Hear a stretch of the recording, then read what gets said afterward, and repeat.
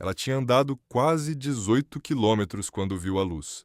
Era uma luz amarela e fraca, do tipo que lamparina faz quando o vento balança. E ela piscava lá no fundo da estrada de terra como se não tivesse certeza se queria ser vista. Madalena parou no meio do caminho com a mão na barriga, e os pés tão inchados que ela mal sentia os dedos dentro do chinelo de borracha. Ela tinha saído de casa antes do amanhecer com uma sacola de lona, R$ 48 no bolso, e a certeza de que ficar era mais perigoso do que ir. A luz lá no fundo era a única coisa no mundo inteiro que parecia estar esperando por ela. A estrada virava uma vez à esquerda antes de chegar na fazenda, e quando ela dobrou a curva, ela viu a casa inteira pela primeira vez. Era uma construção grande de madeira escura, com varanda na frente e telhado de duas águas, cercada por uma mangueira velha de um lado e um galpão de outro. O terreiro era varrido e a cerca estava em ordem, o que significava que alguém cuidava do lugar com atenção e método, não por obrigação, mas por hábito antigo. Havia um cavalo no pasto do lado direito, um animal grande e escuro que levantou a cabeça quando ela se aproximou e ficou olhando para ela com aquela calma de bicho que não tem pressa para nada. E então ela viu a árvore. Era um pé de ipê amarelo plantado sozinho no lado esquerdo do terreiro, longe da casa e longe do galpão, num lugar que não fazia sentido prático para uma árvore estar. Mas não era a árvore que parou ela, era o que havia em volta dela. Flores, um jardim inteiro de flores organizadas em fileiras ao redor do tronco, cuidadas, vivas, com a terra em volta recentemente remexida.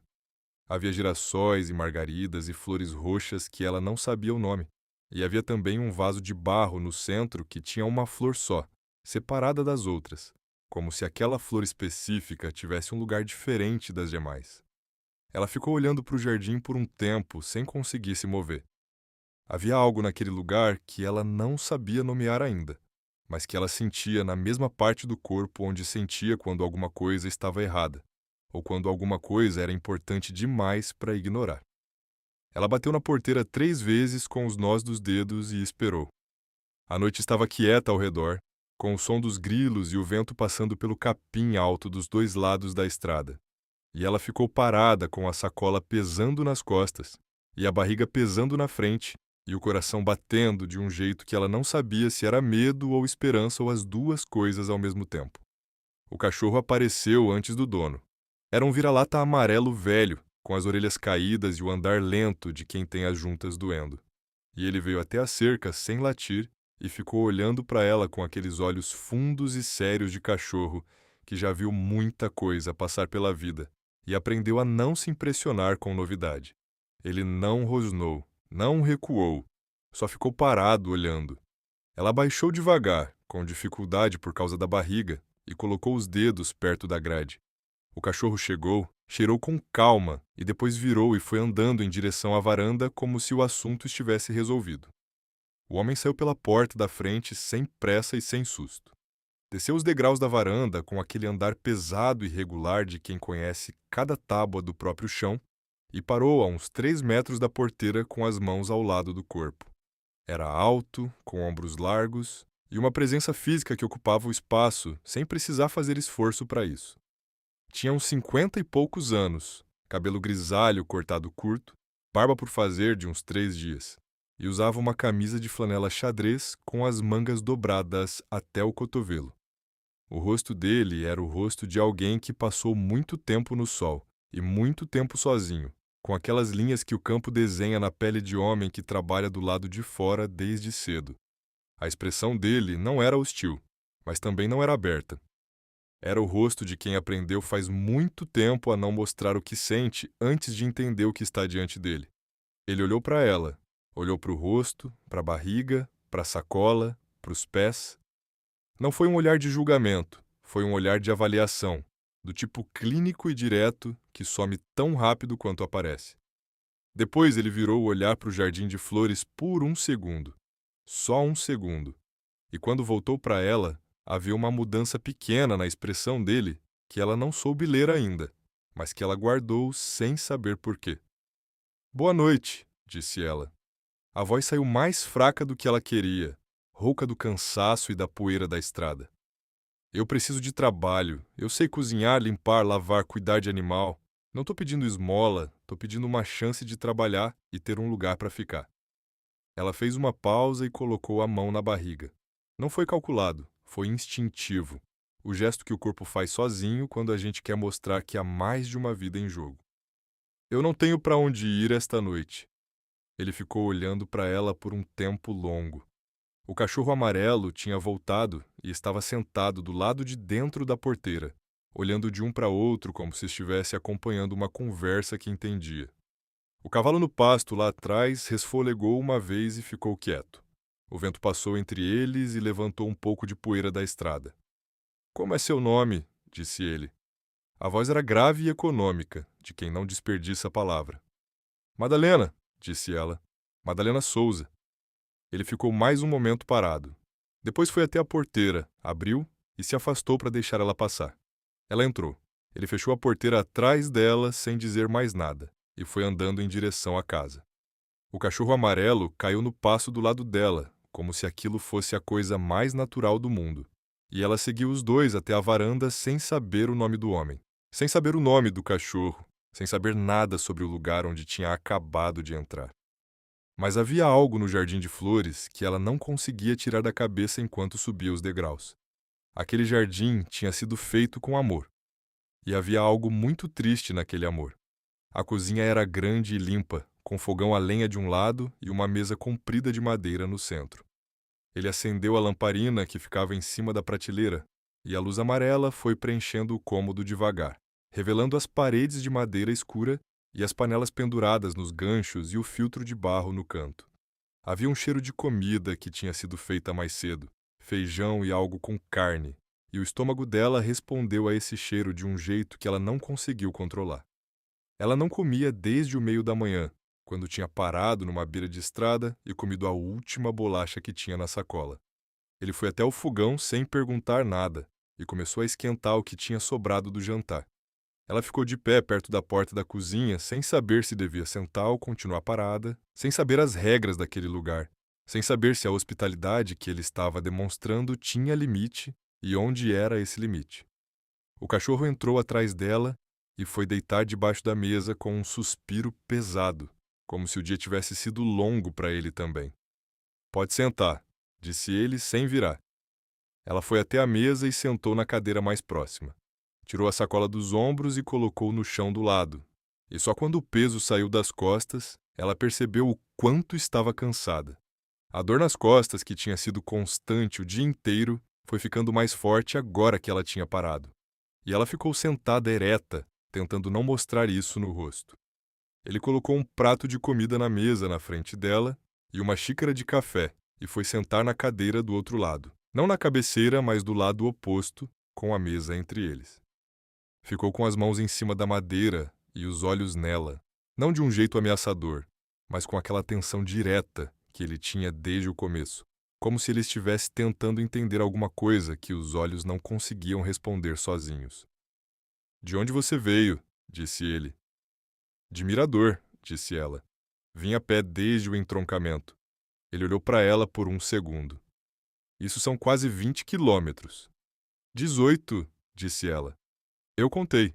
Ele não respondeu. Ficou olhando para ela mais um momento e depois desviou o olhar para a janela da cozinha que dava para o terreiro escuro lá fora. Ela comeu devagar, com aquele cuidado de quem está com muita fome, mas não quer mostrar, e o silêncio entre eles foi se acomodando de um jeito que não era exatamente confortável, mas também não era tenso. Era o silêncio de dois estranhos que ainda estão se avaliando. "Qual é seu nome?" disse ela, porque parecia o mínimo que ela podia saber sobre o homem cuja comida estava comendo. Ele demorou um segundo antes de responder. "Tertuliano", disse ele, "mas aqui todo mundo chama de Terto." Ela assentiu. Terto era um nome que combinava com ele de um jeito que ela não conseguia explicar, sólido e antigo e sem pretensão nenhuma. "O trabalho que você ofereceu", disse ele, voltando o olhar para ela. "Você sabe mesmo fazer ou tá falando por falar?" "Sei fazer", disse ela. "Cresci em fazenda, sei do fogão a lenha, sei tratar galinha e porco, sei roça se precisar. Não sou fraca." Ela colocou a mão na barriga por um segundo. Só tô grávida, mas grávida não é doente. Ele ficou olhando para a barriga por um momento. Quantos meses? 7. Ele assentiu devagar, aquele assentir de quem está processando informação e não está pronto para dar veredito ainda. Tem quarto no fundo do corredor. Pequeno, mas tem cama e tem janela. Ele se levantou e levou a própria xícara até a pia. Amanhã a gente vê o resto. Ela ficou olhando para ele lavar a xícara de costas para ela, com aqueles movimentos práticos e sem adorno de quem faz a mesma coisa faz anos. E sentiu alguma coisa que era difícil de nomear. Não era gratidão, embora a gratidão também estivesse lá.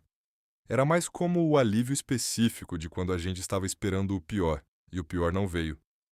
Obrigada, disse ela.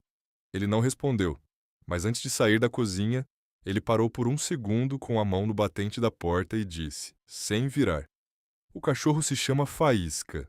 Ele vai dormir na porta do seu quarto esta noite. E foi embora pelo corredor.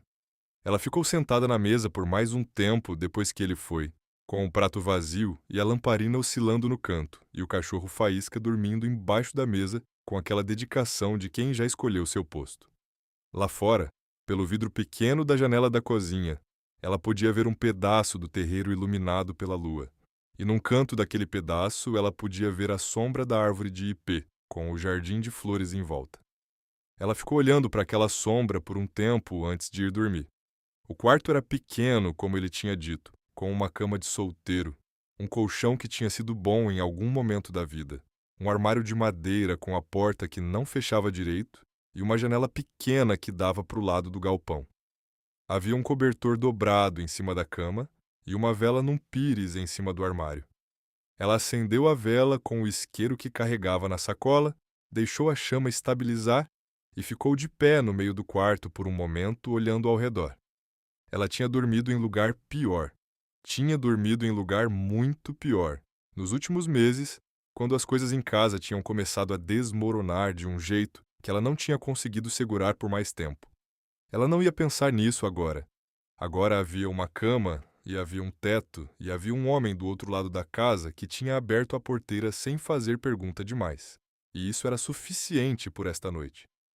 Ela deitou de lado com o cobertor por cima e a mão na barriga, sentindo o bebê que estava quieto agora, aquietado pelo movimento do dia, talvez, e ficou ouvindo os sons da fazenda à noite.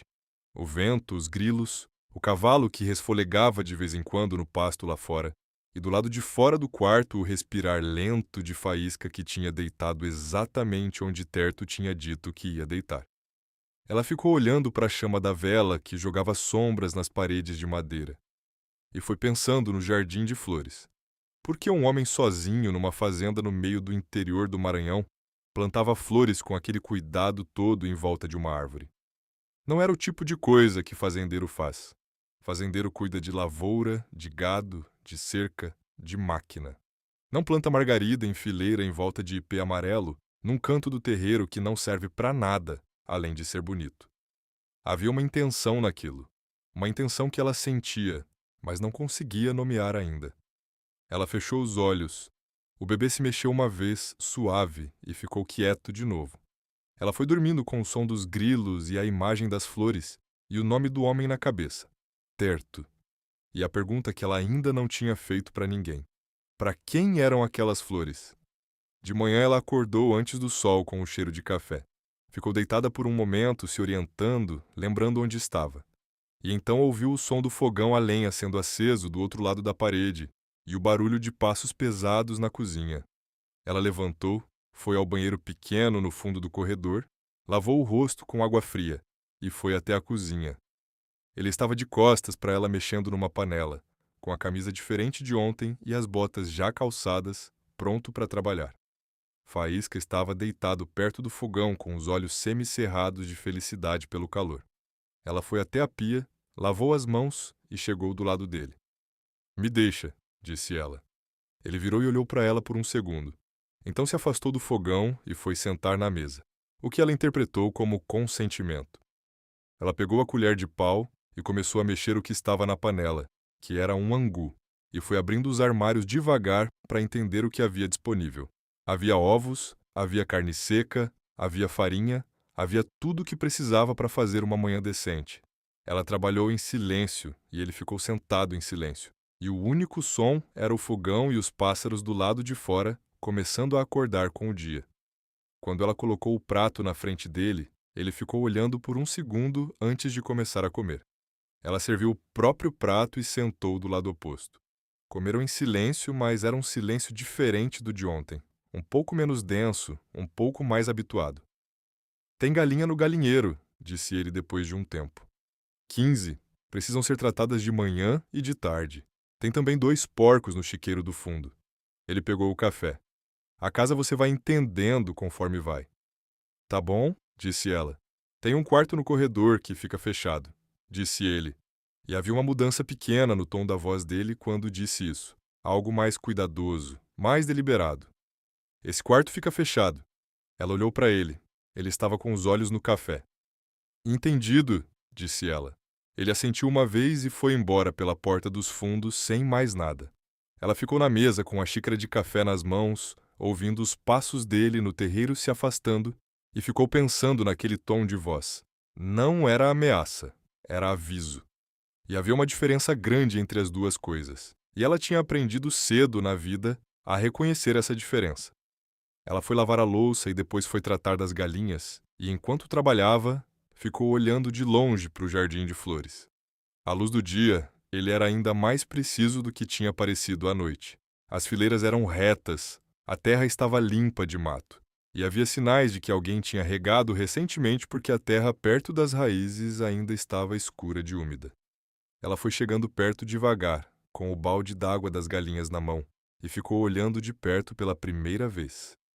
O vaso de barro no centro tinha uma flor branca, uma flor só, branca, que ela reconheceu como lírio.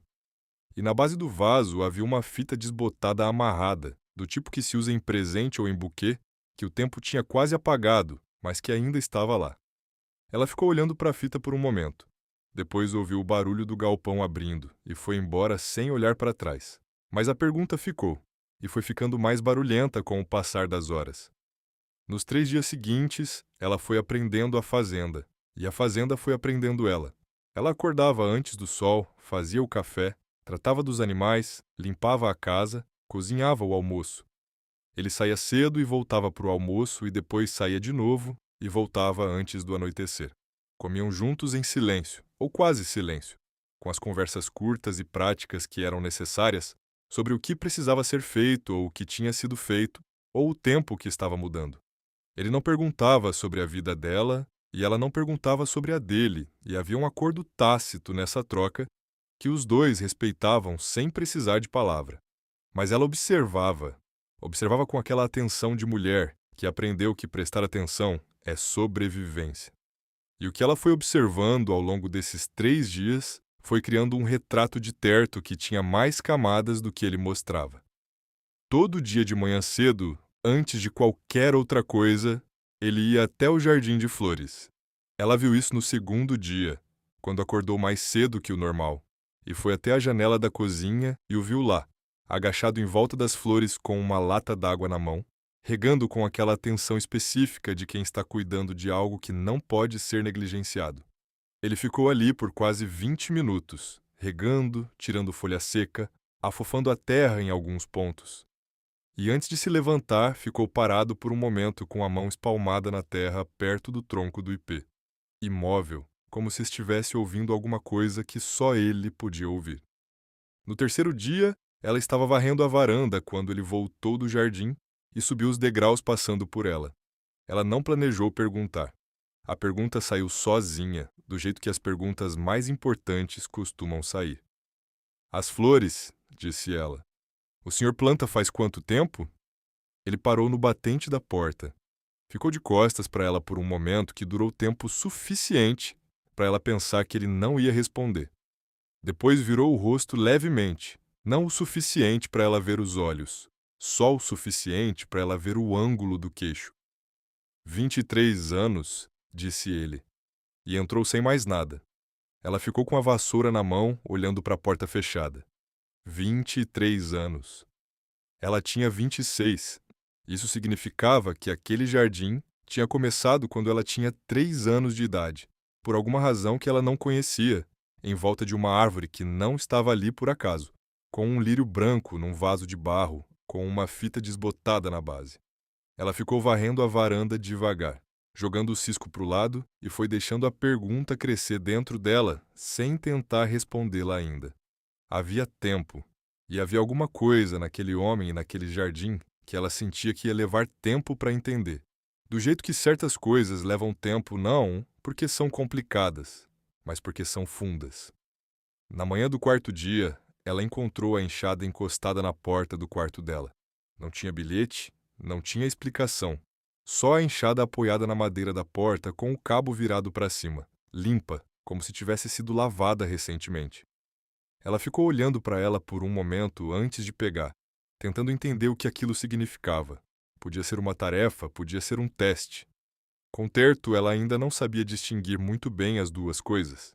Ela pegou a enxada, foi até a cozinha, fez o café, e quando ele entrou pela porta dos fundos com as botas cheias de terra, ela estava na mesa esperando com 2 xícaras.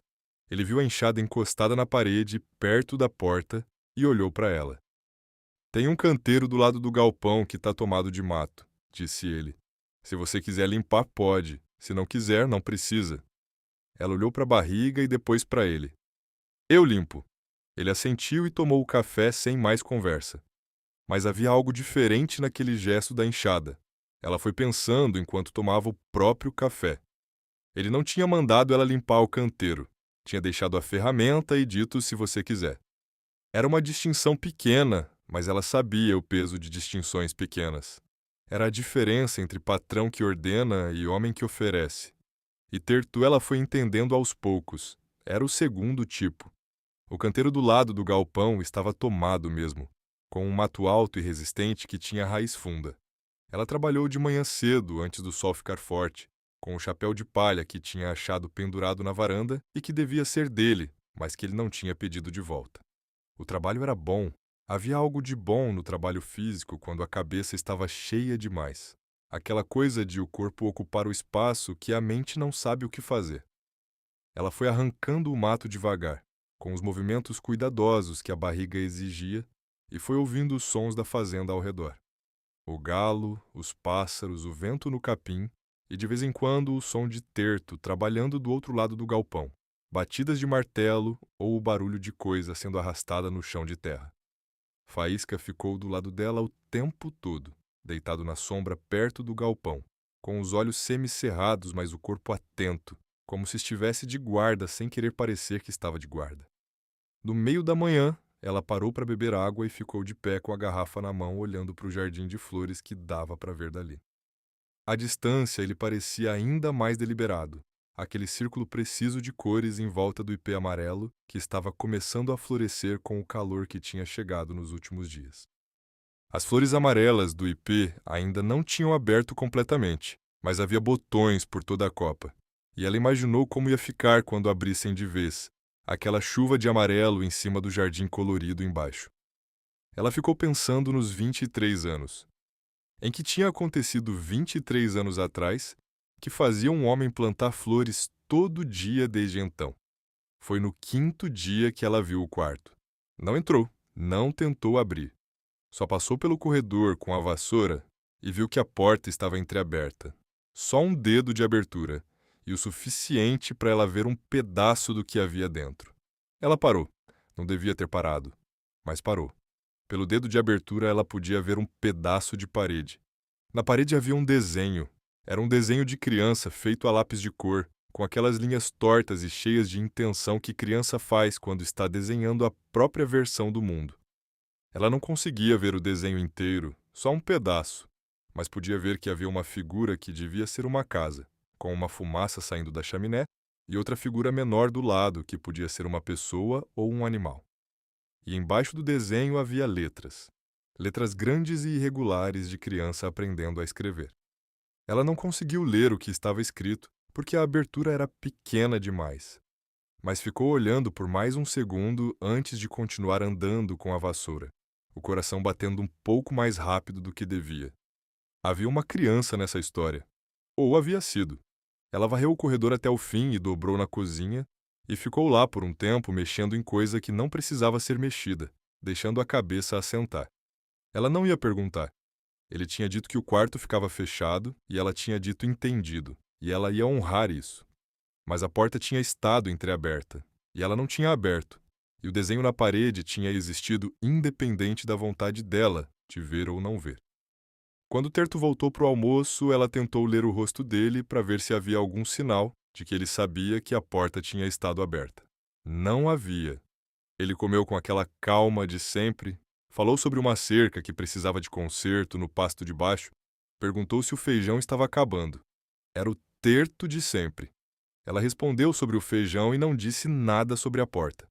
Mas à noite, depois do jantar, quando ele foi para a varanda sentar na cadeira de palha como fazia todo dia antes de dormir, ela foi até a pia lavar a louça e ficou pensando.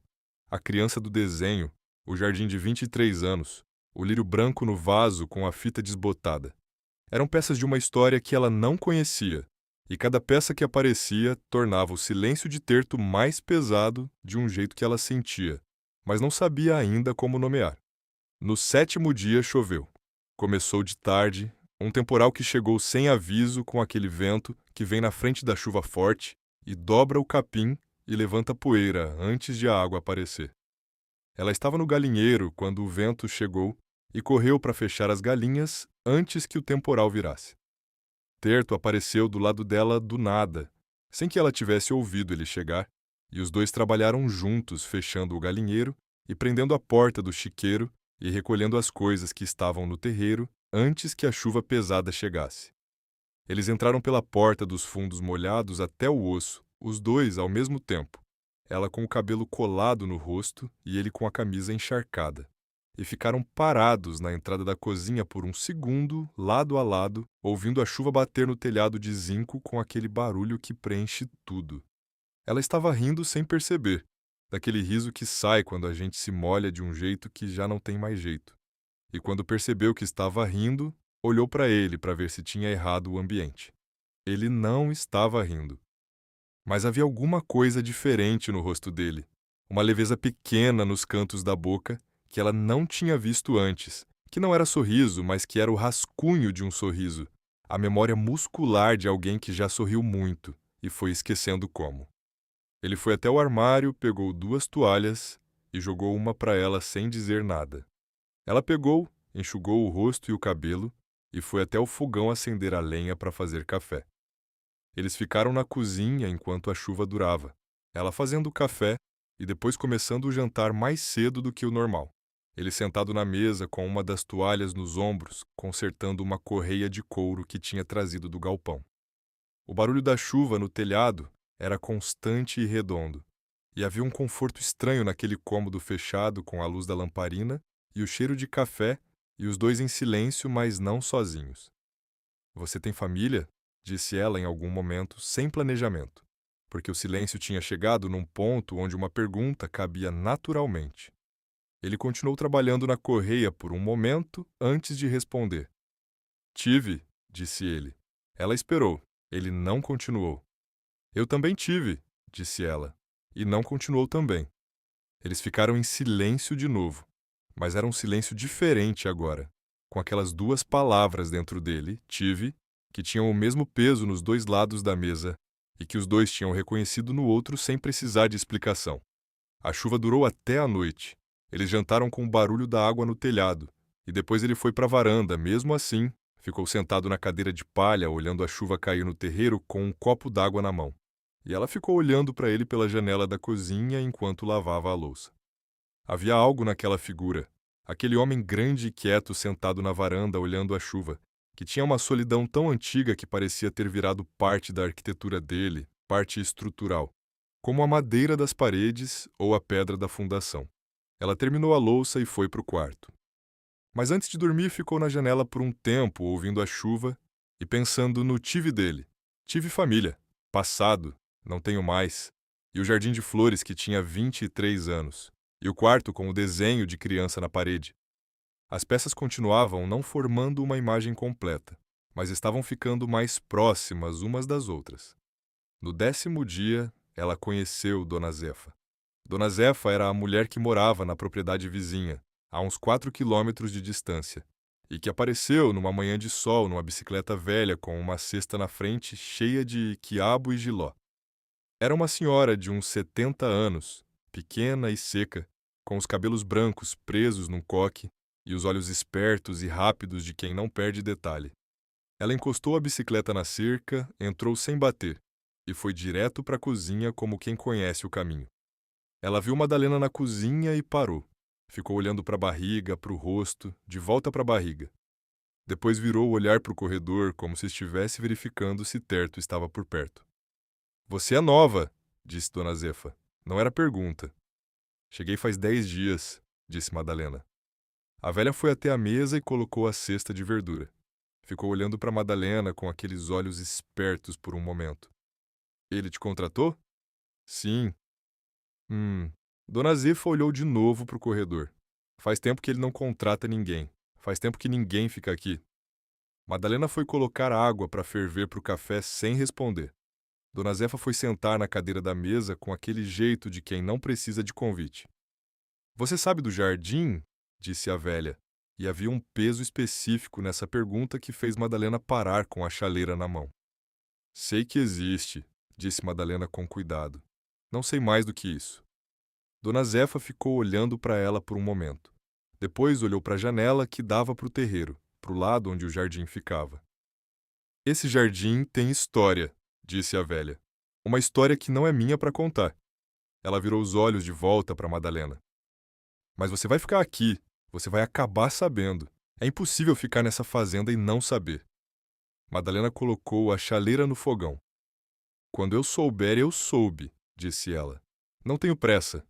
Dona Zefa a olhou de um jeito diferente depois disso. Um olhar de avaliação que foi e voltou.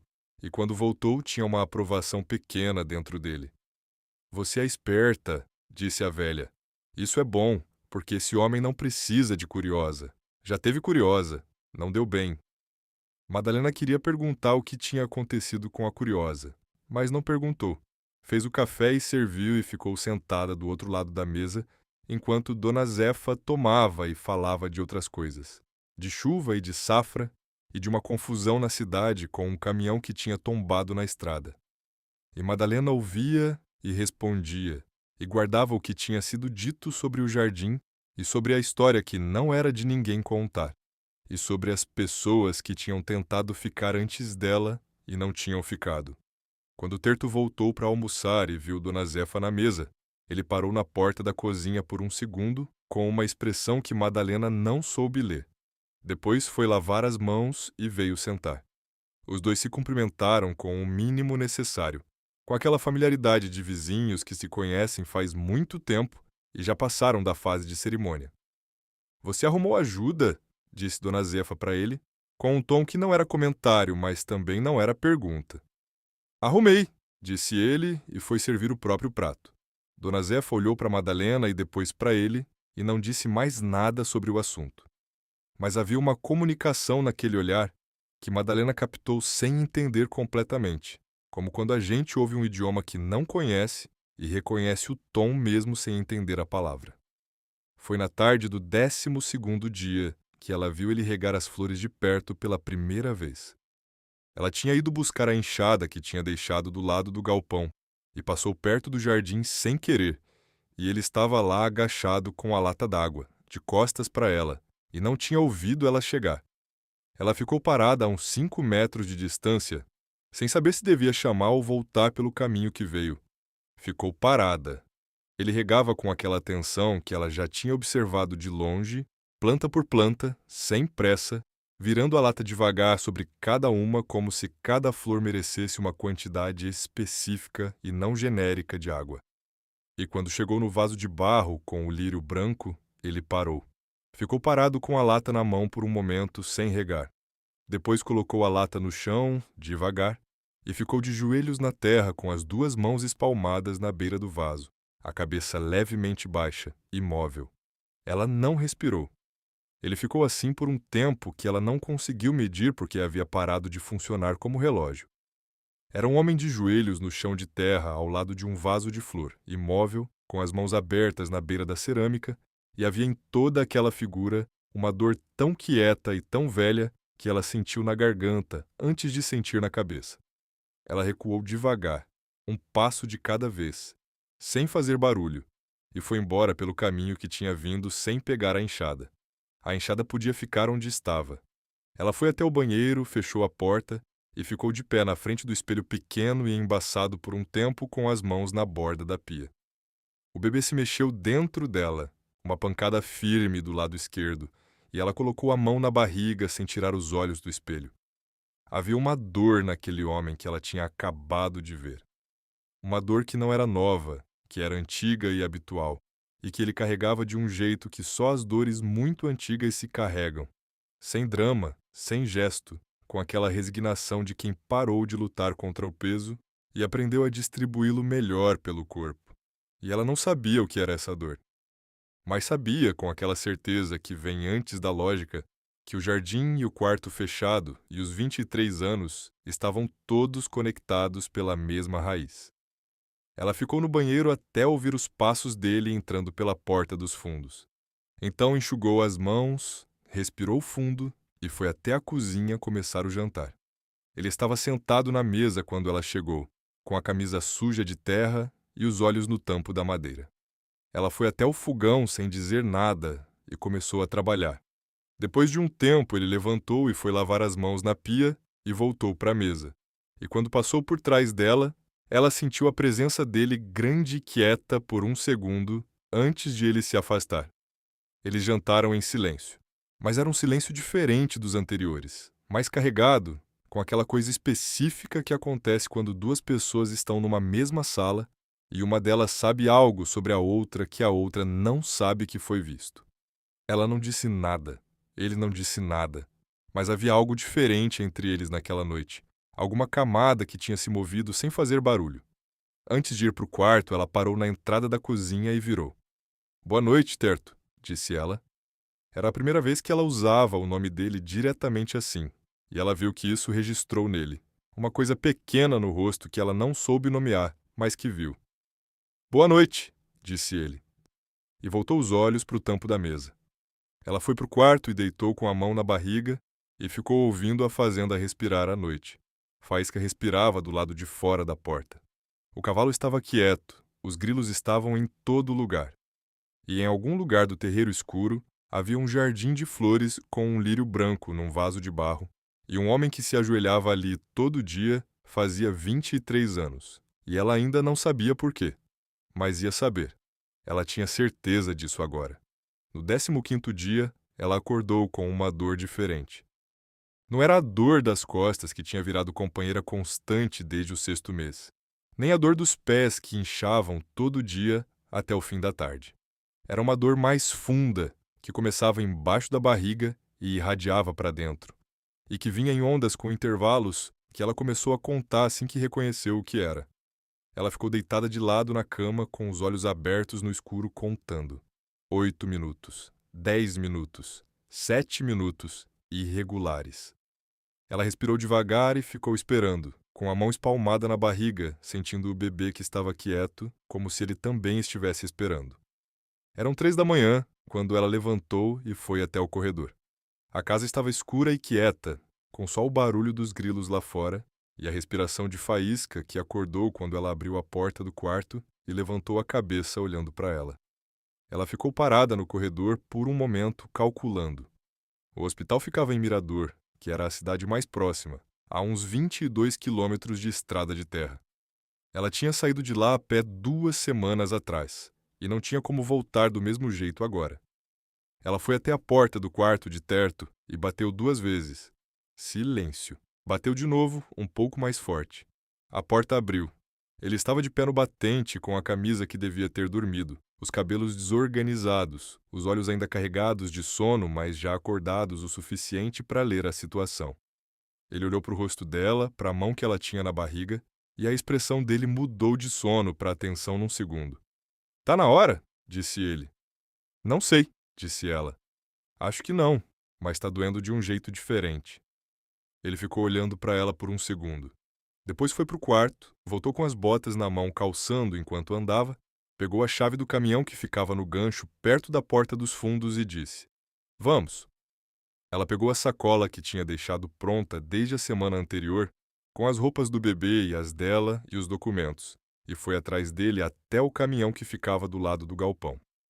Era uma noite com lua cheia, e o terreiro estava banhado de uma luz prateada que tornava tudo visível. Quando ela passou pelo jardim de flores a caminho do caminhão, as flores pareciam diferentes à luz da lua, mais brancas, mais quietas, como se estivessem dormindo. Ele abriu a porta do passageiro e esperou ela entrar. Ela entrou com dificuldade e ele fechou a porta com cuidado. Foi para o lado do motorista e o caminhão foi descendo a estrada de terra na escuridão, com os faróis abrindo um corredor de luz no meio do capim alto dos dois lados. Eles foram em silêncio por um tempo. Ela ficava contando as contrações e ele dirigia com aquela atenção concentrada de quem conhece cada buraco da estrada. Em algum momento, ela deixou sair um som baixo quando uma contração veio mais forte, e ela viu ele apertar levemente o volante, mas não disse nada, não perguntou, só acelerou um pouco. Certo, disse ela quando a contração passou. Se acontecer alguma coisa comigo, disse ela, o bebê se chama Bento. Eu já decidi. Ele ficou olhando para a estrada por um momento. Não vai acontecer nada. Eu sei, disse ela, mas eu queria que alguém soubesse o nome. Ele não respondeu, mas ela viu a mandíbula dele se mover levemente, aquele movimento de quem está engolindo alguma coisa que não vai dizer em voz alta. Chegaram ao hospital às 4h20 da manhã. A enfermeira que os atendeu olhou para Madalena e depois para Terto com aquela pergunta nos olhos que as pessoas fazem sem fazer. E ele disse: "Ela trabalha na minha fazenda", com uma voz que não pedia desculpa nem dava explicação além disso. A enfermeira assentiu e levou Madalena para o fundo. As contrações eram de prática, como ela tinha suspeitado. O médico examinou, disse que o colo não tinha dilatado, disse que era o útero ensaiando o que estava por vir, disse para ela ir para casa e descansar e voltar, quando as contrações ficassem regulares e com menos de 5 minutos de intervalo. Ela ficou no hospital por 2 horas enquanto eles observavam, e durante essas 2 horas, Terto ficou na sala de espera. Quando ela saiu e o viu sentado na cadeira de plástico com os cotovelos nos joelhos e o olhar no chão, havia algo naquela figura que ela não esperava. Ele tinha ficado. Ela não tinha pedido que ele ficasse, poderia ter deixado ela lá e voltado para a fazenda e voltado quando ela ligasse. Mas ele tinha ficado sentado naquela cadeira de plástico às 5 da manhã, num corredor de hospital que cheirava a desinfetante. Ele levantou quando a viu. "Tá bem?" "Tô", disse ela. "Foi contração de treinamento, não é hora ainda." Ele assentiu uma vez. "Vamos então." No caminho de volta, o sol estava começando a aparecer no horizonte, tingindo o céu de um laranja que foi crescendo enquanto eles iam pela estrada de terra. Ela ficou olhando pela janela para o campo, abrindo de luz aos poucos. E havia uma beleza naquilo que ela sentiu com uma intensidade que a surpreendeu. Talvez porque estava cansada, e o cansaço às vezes abre a gente de um jeito que o dia normal fecha. "Obrigada", disse ela sem virar da janela. "Não precisava ter ido?" disse ele. Era uma afirmação com inflexão de pergunta. "Precisava", disse ela. "Não sabia que não precisava até checar."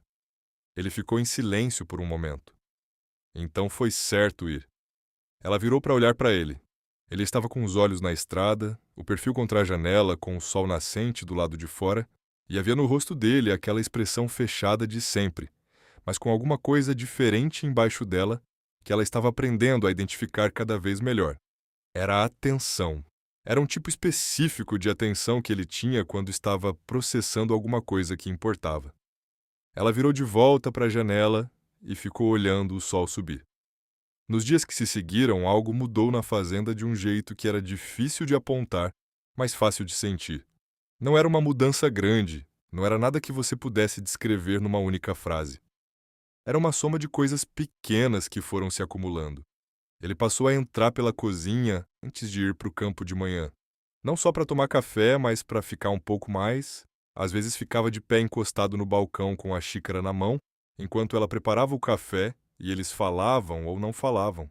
Mas havia uma escolha naquilo, a escolha de ficar mais 5 minutos antes de sair.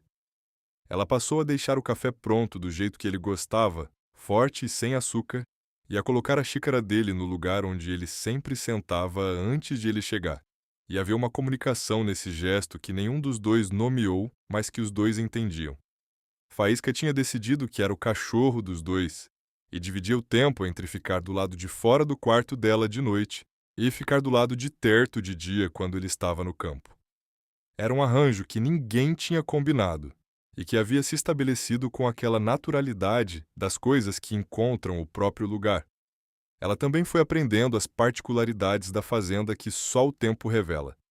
Aprendeu que o cavalo se chamava Corisco e que tinha um temperamento que combinava com o nome, que xingava quando você chegava perto sem avisar, mas que ficava manso como o cachorro velho se você falasse baixo antes de tocar. Aprendeu que havia uma nascente no fundo do pasto que nunca secava mesmo no tempo da seca, e que era de onde vinha a água mais fria e mais boa da propriedade. Aprendeu que Terto acordava todo dia às 4h40 da manhã, que era exatamente 20 minutos antes do sol aparecer naquela latitude, naquela época do ano, como se o corpo dele tivesse calibrado para o horário da fazenda com uma precisão que relógio não consegue. E aprendeu que todo dia, sem exceção, chovesse ou fizesse sol, quente ou frio, ele ia primeiro ao jardim antes de qualquer outra coisa. Antes do café, antes de verificar os animais, antes de pegar a ferramenta do galpão. O jardim era sempre o primeiro. Foi Dona Zefa que voltou no 18º dia e trouxe a primeira peça da história. Ela chegou de novo de bicicleta, dessa vez com uma panela de doce de leite e sem quiabo, e foi direto para a cozinha como da outra vez. Madalena estava fazendo pão e o cheiro de fermento estava tomando o cômodo de um jeito que deixava o ar mais quente e mais cheio. Dona Zefa foi sentar, aceitou o café que Madalena ofereceu e ficou olhando para a barriga por um momento. "Quantos meses agora?" disse a velha. "8 quase", disse Madalena. "Mês que vem." Dona Zefa assentiu. "Você tá bem aqui", disse ela. E não era pergunta, era observação. "Você tá melhor do que quando chegou." Madalena não respondeu porque não sabia o que dizer que fosse verdadeiro e simples ao mesmo tempo. "Ele também tá diferente", disse Dona Zefa olhando para o lado da janela que dava para o terreiro. "Não muito, mas quem conhece ele faz tempo vê." Madalena ficou com as mãos na massa do pão sem amassar. "Diferente como?" A velha pegou a xícara de café e ficou olhando para ela por cima da borda. "Tem anos que eu não vejo ele entrar na cidade. Ontem ele foi." Ela tomou um gole. Voltou com um saco de farinha que ele não precisava. Ele ainda tem farinha suficiente para 2 meses. Madalena voltou a amassar a massa sem dizer nada. Dona Zefa ficou em silêncio por um tempo, tomando o café e olhando para o terreiro pela janela. Depois disse, sem anunciar, com aquela voz de quem está contando alguma coisa que ficou guardada por tempo demais. "A filha dele se chamava Ana", disse a velha. "Tinha 6 anos quando morreu. Faz 23 anos." Madalena parou de amassar. "Afogou no rio", disse Dona Zefa. A voz era baixa e direta, do tipo que não embeleza porque sabe que não precisa. Era uma tarde de março, dia de semana. Ela foi sozinha até o rio que fica nos fundos da propriedade. Ninguém sabe por que foi sozinha. Ela sempre ia com ele. Mas naquela tarde ele estava consertando cerca no lado de cima da fazenda, e ela foi sozinha. A velha parou. Quando ele chegou em casa e a mulher perguntou cadê a Ana, ele foi procurar e encontrou o chinelinho dela na margem. O pão estava pronto de ser sovado, mas Madalena tinha as mãos paradas na massa. "A mulher foi embora 6 meses depois", disse Dona Zefa. Não aguentou ficar, ele ficou. Ela olhou para Madalena com aqueles olhos que não perdiam nada. E plantou o jardim, plantou onde ela gostava de brincar, embaixo do ipê que ela chamava de árvore de sol, porque quando o ipê florescia, ela dizia que era o sol caindo no chão. Madalena ficou olhando para a massa do pão com os olhos que não estavam vendo a massa. "O lírio branco é o que ela pediu para ele plantar uma vez", disse Dona Zefa. Ela tinha visto num livro de figura e pediu. Ele não plantou em vida, plantou depois. Silêncio. Só o barulho do fogão e os pássaros lá fora. "Ele sabe que você está me contando isso?", disse Madalena depois de um tempo, com a voz que saiu mais baixa do que ela pretendia. "Não", disse Dona Zefa. "E não vou contar para ele que contei. Não porque tenha segredo, mas porque essa é a história que ele vai contar quando ele decidir contar. Eu só tô te dando contexto para você não pisar onde não deve sem saber que tá pisando. Madalena tirou as mãos da massa e ficou de pé com elas abertas na frente do corpo por um momento. Então foi até a pia e lavou a farinha das mãos devagar, sentindo a água fria nos dedos, deixando o que tinha ouvido se assentar dentro dela, no espaço que as coisas pesadas precisam para se assentar. O quarto, disse Madalena sem virar da pia. O quarto fechado. É o quarto dela, disse Dona Zefa. Do jeito que era. Madalena ficou olhando para a água escorrendo pelas mãos. 23 anos. O jardim tinha 23 anos. Ana tinha 6 quando morreu. Teria 29 hoje. Um homem que todo dia de manhã, antes de qualquer coisa, ia regar as flores que a filha nunca tinha visto crescer, e se ajoelhava na terra e colocava as mãos abertas na beira do vaso com o lírio branco que ela tinha pedido, e ele não tinha plantado a tempo. Ela fechou a torneira. Ficou de costas para Dona Zefa por mais um momento. Obrigada por me contar, disse ela. Cuida dele, disse Dona Zefa. E havia nessas duas palavras uma instrução que era mais do que instrução. Era um pedido de quem está velho demais para fazer algumas coisas sozinho e está passando a responsabilidade adiante com cuidado. Naquela tarde, ela não conseguiu olhar para Terto do mesmo jeito. Não era pena. Ela tinha aprendido desde cedo que pena é o sentimento que a gente sente quando está de fora de uma dor e quer se sentir útil sem entrar nela. O que ela sentia era diferente. Era aquele reconhecimento específico de quando você entende que a dor de outra pessoa tem uma forma que você consegue ver, não porque a dor é igual à sua, mas porque você já esteve perto o suficiente de uma perda para saber como ela muda a arquitetura de uma pessoa por dentro. Ela ficou olhando para ele durante o jantar com essa consciência nova, que era como ver a mesma paisagem com uma luz diferente, tudo igual e tudo mudado ao mesmo tempo. A forma que ele segurava o garfo, a forma que ele olhava para a janela às vezes no meio de uma refeição com aquele olhar que ia para um lugar que não era a janela, o jeito que ele tinha de ficar imóvel por um segundo antes de responder alguma coisa, como se ele sempre estivesse travando alguma coisa antes de falar. Era tudo a mesma coisa que ela tinha observado antes, mas agora ela sabia o nome do peso que estava embaixo de tudo isso. Ana! Ela não disse nada durante o jantar que fosse diferente do usual. Não ia mudar o jeito de tratar ele só porque agora sabia mais. Isso seria uma forma de violência pequena, aquele tipo de mudança de comportamento que avisa a pessoa que você descobriu alguma coisa que ela não te contou, que você esteve por trás da história que ela escolheu guardar. Ela ia continuar sendo a mesma Madalena de antes do jantar de Dona Zifa, porque era o que ele precisava e porque era o que era honesto.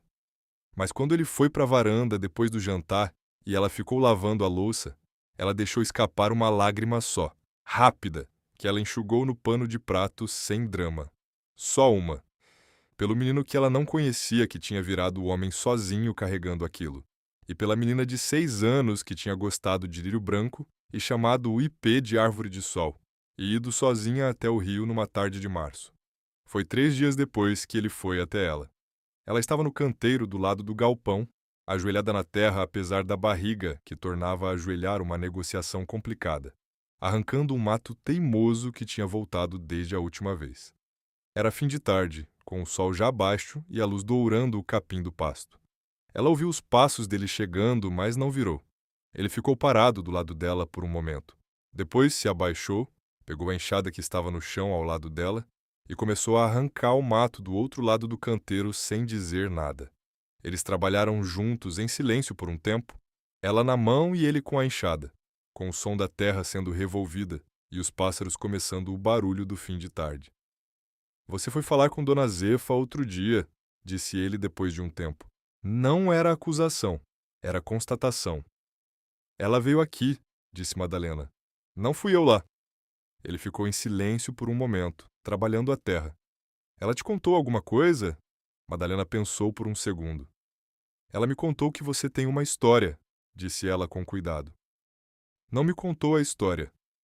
Era mentira pela metade e verdade pela metade. E ela sabia que era. Mas havia uma diferença entre saber de alguma coisa e ter o direito de admitir que sabe. e ela estava escolhendo o lado do direito dele de contar quando quisesse.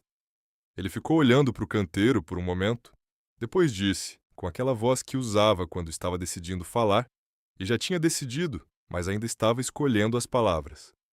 Eu tive uma filha. Madalena continuou arrancando o mato com as mãos sem virar. Se chamava Ana, disse ele. Morreu faz 23 anos. Tinha 6 anos. Silêncio. Só a terra e os pássaros. O jardim é para ela, disse ele. E havia nessa frase uma simplicidade que era o oposto de simples. Era a forma que as coisas mais complexas tomam quando a pessoa passou tempo suficiente com elas para saber que não precisam de enfeite. Madalena parou de arrancar mato, ficou de joelhos na terra com as mãos sujas e olhou para ele. Ele estava olhando para o jardim lá do outro lado do terreiro, com o sol batendo de lado no rosto, e aquela expressão que ela agora sabia ler um pouco melhor do que antes. Era uma menina que gostava de flor? Disse ela. Ele virou o olhar para ela. Era a primeira vez que ele olhava diretamente para ela durante essa conversa. Gostava de tudo, disse ele. Era daquele tipo de criança que acha que tudo é interessante. Ele pausou. Perguntava o nome de cada planta, de cada pássaro. Ficava na minha frente enquanto eu trabalhava fazendo pergunta atrás de pergunta. Ele olhou de volta para o jardim. Eu achava que tinha tempo de responder tudo. Madalena ficou olhando para ele. Havia uma brecha naquele homem naquele momento, uma abertura pequena naquela armadura que ela tinha observado faz semanas. E ela sabia que era frágil e que o tamanho do que ela dissesse agora importava. Você responde agora, disse ela. É isso que o jardim é. Você continua respondendo. Ele ficou olhando para ela por um tempo que ela não soube medir. E então aconteceu alguma coisa no rosto dele que ela nunca tinha visto. Não era sorriso, era mais fundo do que sorriso. Era aquela coisa que aparece no rosto de alguém quando uma palavra encontra exatamente o lugar certo dentro dele. O lugar que estava esperando por aquela palavra específica sem saber que estava esperando. Ele não disse nada. Levantou, bateu a terra da enxada e foi em direção ao galpão. Mas antes de dobrar o canto, ele parou e virou. O bebê, disse ele. Tem nome? Bento, disse ela. Ele assentiu uma vez e foi embora. Ela ficou de joelhos no canteiro com as mãos sujas de terra e o sol descendo no horizonte e sentiu o bebê se mover dentro dela, forte e deliberado, como se ele também tivesse ouvido. Naquela noite, ela não conseguiu dormir cedo. Ficou deitada com a mão na barriga, olhando para o teto de madeira escura, ouvindo Faísca respirar do lado de fora da porta, e foi deixando os pensamentos se arrumarem. Havia uma ordem nova nas coisas depois daquela conversa no canteiro. Uma clareza que não era explicação, mas era entendimento, que é diferente. Ela não sabia tudo sobre Terto. Não sabia a história completa, não sabia o que tinha sido feito e o que tinha ficado por fazer. Não sabia como era acordar todo dia por 23 anos carregando aquilo. Mas sabia quem ele era. E saber quem alguém é, ela tinha aprendido ao longo de uma vida com perdas próprias. É mais do que saber o que aconteceu com ele. Ela ficou pensando na Ana. 6 anos. Ela ia olhar para o jardim de agora em diante e ver uma menina de 6 anos que gostava de flor e chamava o ipê de árvore de sol, e fazia pergunta atrás de pergunta, e tinha pedido um lírio branco que o pai tinha chegado tarde demais para plantar em vida. Ela ia ver isso, e ia ver também o homem que escolheu ficar quando todo mundo foi embora, que escolheu construir um jardim em vez de abandonar o lugar, que carregava aquilo não como castigo, mas como presença, porque era a única forma que ele tinha encontrado de manter a filha perto.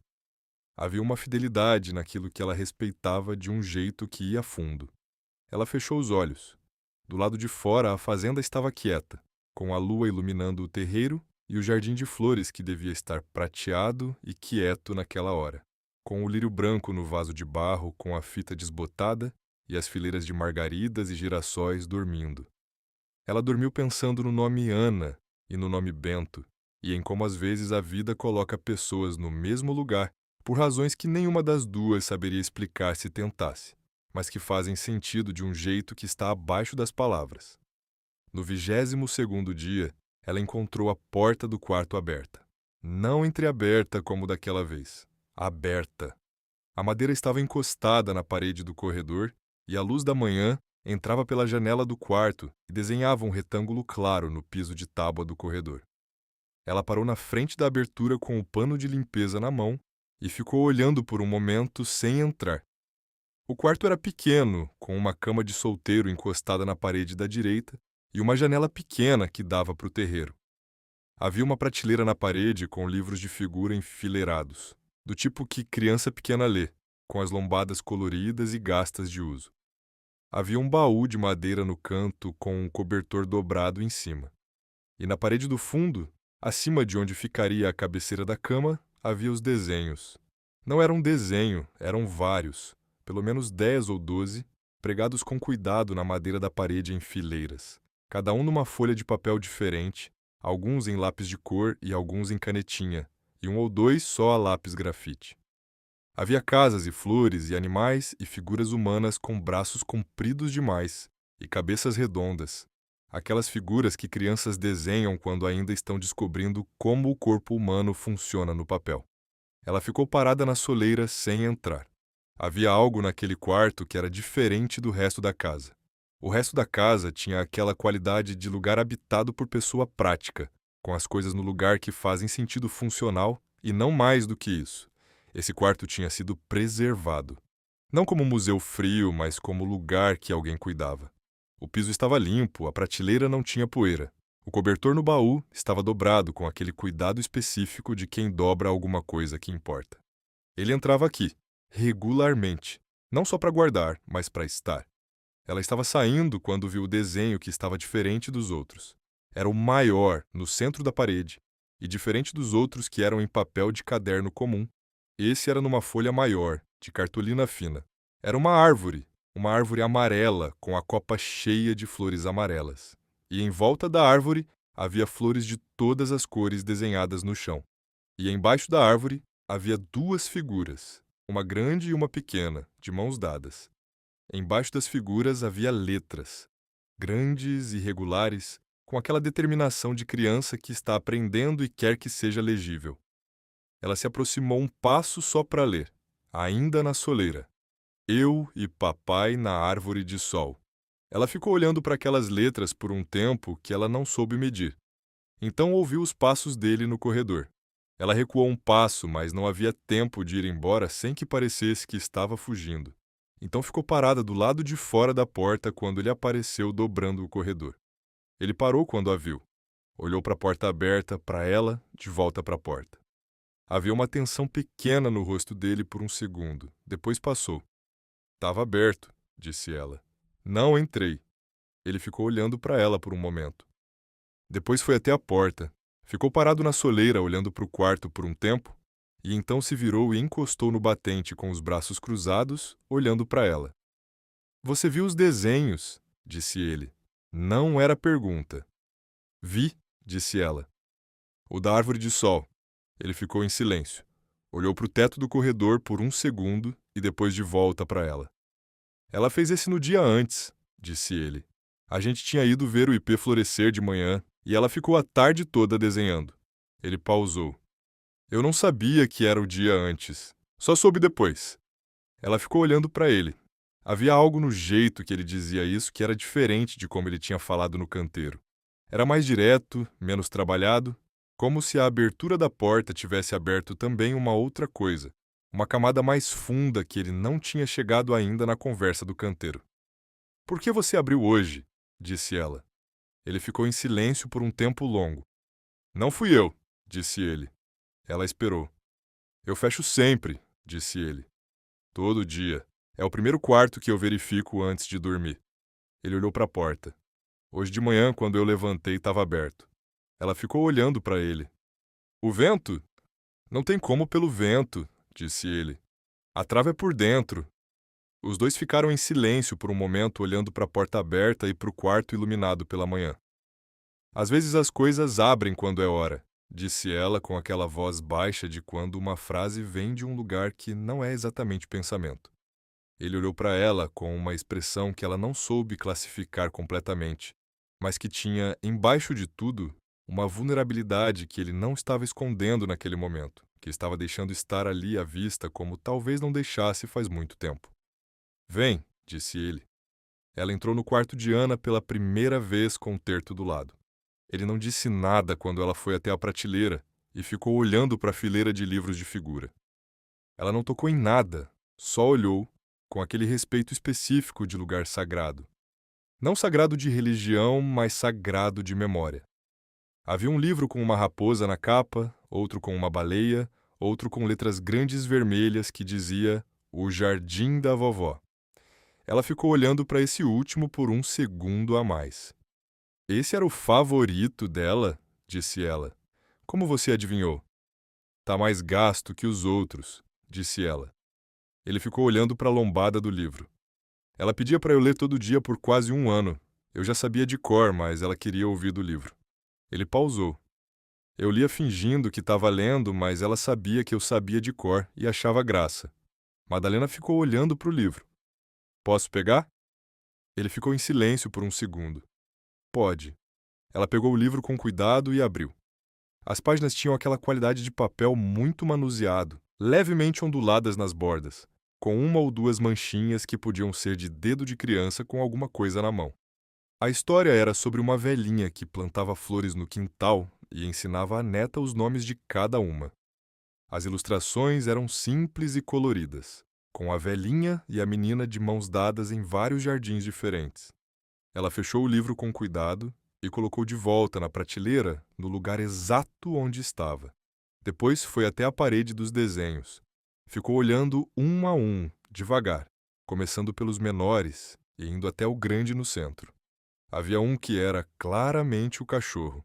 Devia ser um cachorro anterior ao Faísca, com orelhas enormes e uma língua cor-de-rosa de fora.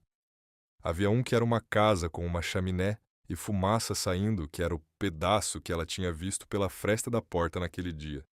Havia um que eram duas mãos, uma grande e uma pequena, desenhadas com uma seriedade que fazia sorrir porque a criança claramente tinha olhado para a própria mão e tentado reproduzir cada detalhe. Ela desenhava muito? Disse Madalena. Todo dia, disse ele. Onde chegava, deixava desenho. Eu achei desenho dela até na parede do chiqueiro uma vez. Havia algo na voz dele, nessa parte, que era diferente. Uma leveza que aparecia quando ele falava de alguma memória específica dela. Como se certas memórias tivessem conseguido guardar o prazer original junto com a dor que veio depois.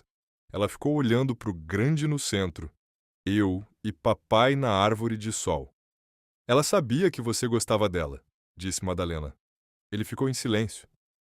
Criança que se sente amada, desenha o pai, disse ela, e escreve o nome embaixo para ter certeza que todo mundo sabe que é ele.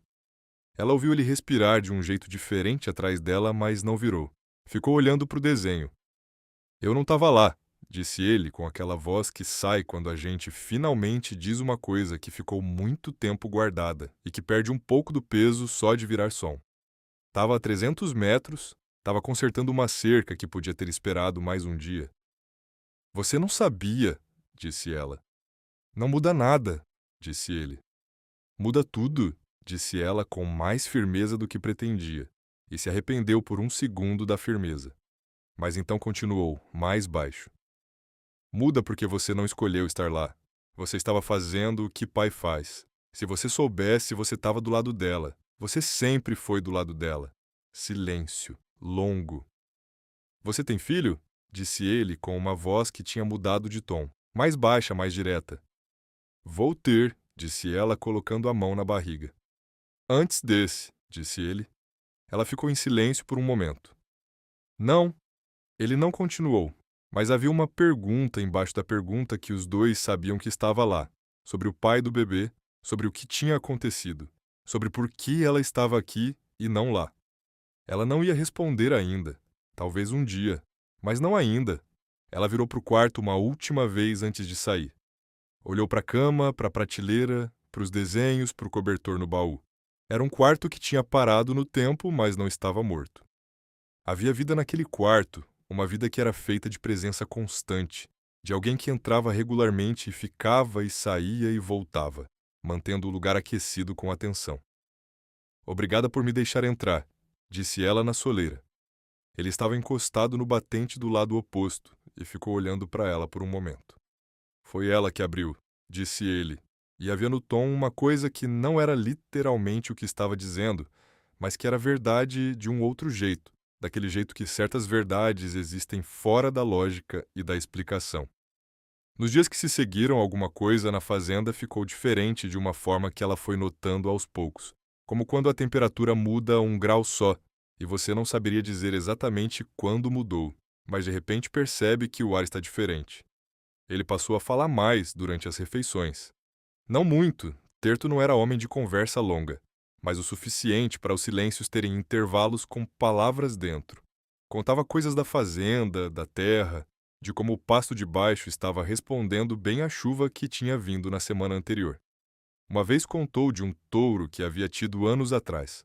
Um animal enorme e teimoso que tinha um jeito de olhar que parecia humano. E quando ela riu, ele olhou para ela com uma expressão que ela não soube nomear na hora, mas que ficou pensando depois. Era a expressão de alguém que estava guardando alguma coisa que não queria deixar escapar. Ela também foi falando mais, foi contando coisas pequenas, sem peso, sobre como tinha crescido, sobre a avó que ensinava a cozinhar e que morreu quando ela tinha 16 anos, sobre o cheiro de chuva no interior que era diferente do cheiro de chuva na cidade, sobre uma vez que tinha tentado criar um passarinho que tinha caído do ninho e o passarinho tinha ficado 3 semanas e depois ido embora sem avisar. Ela não contava as coisas pesadas ainda. As coisas pesadas precisavam de mais tempo. Mas as coisas pequenas foram construindo uma presença entre eles que era feita de fragmentos, e que era, por isso mesmo, mais sólida do que pareceria. Faísca mediava tudo com aquela sabedoria cansada de cachorro velho. Ficava do lado de quem precisava mais, que às vezes era ela quando a barriga doía mais do que o normal, e ela ficava na cama de tarde, e às vezes era ele quando ele voltava do campo com aquele olhar que ia para longe durante o jantar. O cachorro não precisava de explicação para saber onde estar. Era o tipo de sabedoria que vem de ter vivido perto de gente que sente muito e aprender a ler o que não é dito. Foi no 28º dia que ela encontrou a carta. Ela estava limpando o quarto dele, que ele tinha pedido uma vez, só uma vez que ela limpasse quando tivesse tempo. E ela tinha esperado até ele estar longe no campo antes de entrar. Era um quarto simples como o dela, com a cama feita com aquela precisão de homem que aprendeu a fazer cama sozinho e faz direito. Um guarda-roupa, uma mesa pequena com uma cadeira. Não havia fotografia nenhuma no quarto, igual ao resto da casa. Só na prateleira pequena em cima da mesa havia uma coisa que não era funcional. Um seixo liso de rio, redondo e preto, do tipo que a gente só encontra em margem de rio com correnteza boa.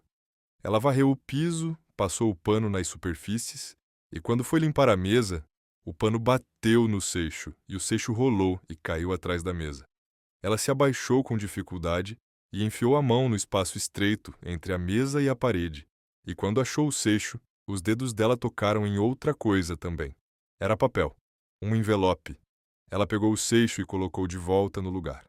Ficou parada por um segundo. Depois foi embora do quarto sem pegar o envelope. Ela foi até a varanda e sentou na cadeira de palha de terto e ficou olhando para o terreiro por um tempo.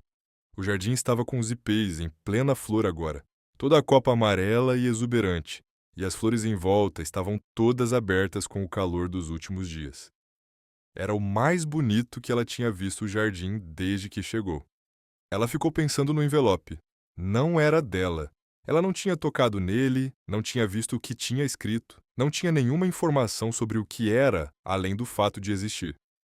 Havia 10 explicações inocentes para um envelope atrás de uma mesa. Ela não tinha motivo nenhum para ficar pensando naquilo. Mas ela ficou. Naquela noite, depois do jantar, quando ele foi para a varanda como de costume, ela ficou na cozinha mais tempo que o normal, lavando a louça devagar. E quando terminou, ficou de pé na entrada da varanda olhando para ele de costas na cadeira, com o perfil contra o céu escuro cheio de estrelas. Terto, disse ela. Tem alguém que escreve para você? Ele ficou em silêncio por um momento. Por que você pergunta? Curiosidade, disse ela. Era verdade e mentira ao mesmo tempo, mas mais verdade do que mentira. Ele ficou olhando para o terreiro. Tinha uma pessoa que escrevia, disse ele. Faz tempo que parou. Quem era? Disse ela, e percebeu que talvez tivesse ido longe demais porque ele ficou em silêncio por um tempo que foi ficando pesado. A mãe da Ana, disse ele finalmente. Ela ficou parada na entrada da varanda. A gente se separou depois que ela foi embora, disse ele com aquela voz que usava quando estava dizendo alguma coisa que já tinha sido dita dentro dele tantas vezes que as palavras tinham perdido a aspereza. Ela foi para a cidade, casou de novo, escrevia às vezes nos primeiros anos, depois parou. Ele pausou. Eu guardo as cartas. Madalena ficou em silêncio. Você achou o envelope, disse ele. Ela ficou parada. Não era pergunta. Eu vi que tinha, disse ela. Não peguei. Ele ficou olhando para o jardim por um momento. Eu sei, disse ele. Se você tivesse pego, eu saberia. Havia algo nessa frase que ela ficou pensando depois, na cama, no escuro, com o bebê se mexendo dentro dela com aquela inquietação de fim de gestação. Eu sei. Ele confiava nela. Não era uma coisa que ele tinha dito de forma direta, nunca tinha dito, mas estava ali naquela frase de uma forma que era mais clara do que se tivesse dito diretamente. E havia um peso específico nessa confiança que ela recebia com cuidado, como se recebe coisa frágil, com as duas mãos. Ela ficou acordada por um tempo ouvindo a Fazenda à noite e pensando em coisas que não tinham forma exata ainda. Pensando no envelope com as cartas da mãe da Ana, que ele guardava atrás da mesa junto com o seixo do rio. Pensando no quarto aberto naquela manhã. Pensando no jardim florido e no ipê amarelo que a menina chamava de árvore de sol. Pensando em como ela tinha chegado nessa fazenda sem saber de nada disso, e agora sabia, não tudo, mas o suficiente para entender o peso que aquele homem carregava e a forma específica que aquele peso tinha. E pensando em outra coisa também, uma coisa que ela tinha evitado pensar diretamente até agora. Ela ia ter o bebê em menos de 3 semanas. E quando o bebê nascesse, ia precisar de lugar para ficar, de cuidado, de tempo para se recuperar. E depois de ter o bebê, ela ia precisar de trabalho, de renda, de uma forma de construir uma vida para ela e para a criança. Ela não tinha família esperando em lugar nenhum. Não tinha dinheiro além dos R$ 48 que tinham virado zero na primeira semana. Ela tinha a fazenda, tinha o trabalho, tinha o quarto pequeno no fundo do corredor. E tinha, ela foi admitindo devagar no escuro do quarto, alguma coisa mais do que isso. Tinha uma presença que ela não tinha esperado encontrar quando bateu naquela porteira na noite em que a luz da lamparina era a única coisa no mundo que parecia estar esperando por ela. Uma presença que era feita de silêncio e de jardim, e de cachorro velho e de desenho de criança na parede, e de envelope guardado atrás de mesa e de homem que se ajoelha na terra todo dia de manhã antes do sol. Ela não sabia o que fazer com isso ainda, mas sabia que estava lá. Na manhã do 29º dia, ela acordou e foi até a janela antes de ir para a cozinha, como às vezes fazia, e viu Terto no jardim. Era cedo ainda, com a luz do amanhecer ainda rosa no horizonte, e ele estava agachado em volta das flores como de costume. Mas havia algo diferente nessa manhã. Ele não estava sozinho. Do lado dele, agachado na mesma postura, havia um menino de uns 8 anos, com o cabelo escuro e a camisa xadrez, agachado do lado de Terto, olhando para as flores com aquela atenção de criança que está vendo alguma coisa pela primeira vez. Ela ficou olhando pela janela sem respirar, tentando entender o que estava vendo, se era real ou se o sono ainda estava misturado com a vigília. Terto disse alguma coisa para o menino, ela não conseguia ouvir.